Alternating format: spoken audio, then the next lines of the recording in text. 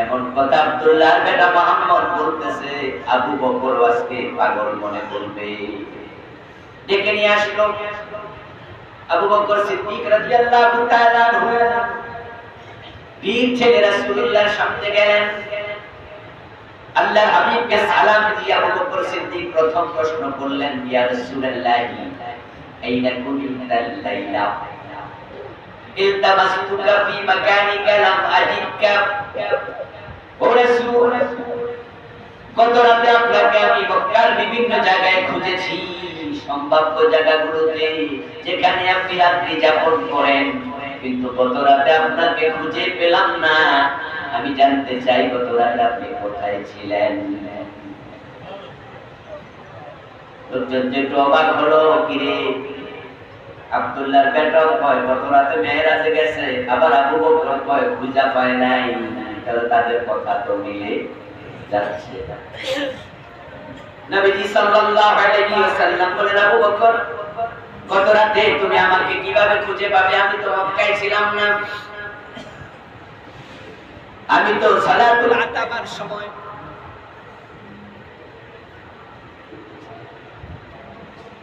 আলহামদুলিল্লাহ লা ইলাহা ইল্লাল্লাহ সাল্লাল্লাহু আলাইহি ওয়াসাল্লাম জবাব দেন, আমি তো সালাতুল আতাবার সময় সারিতে মেহমানি করে ঘুমন্ত ছিলাম।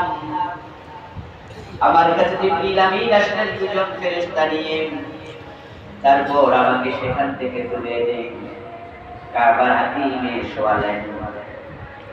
তারপর আমার বক্ষ বিদারণ করলেন, জমজমের পানি দিয়ে আমার কলব দৌড় করে, তারপর আমার কলবকে যথাস্থানে আবার রেখে ঘোড়াকে চড়ায় আমাকে মসজিদ আকসায় নিলেন। তারপরে সেখান থেকে আমি আকাশ ভ্রমণ করলাম, চলে গেলাম মাকাম শরীফে আসলাম পর্যন্ত।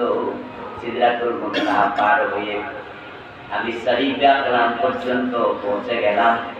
তারপর সেখান থেকে আবার সুবহ সাদেকের আগে তাইতু মক্কা কাবলা সুবহি, আমি সুবহ সাদেকের আগে আবার মক্কায় ফিরে এসেছি।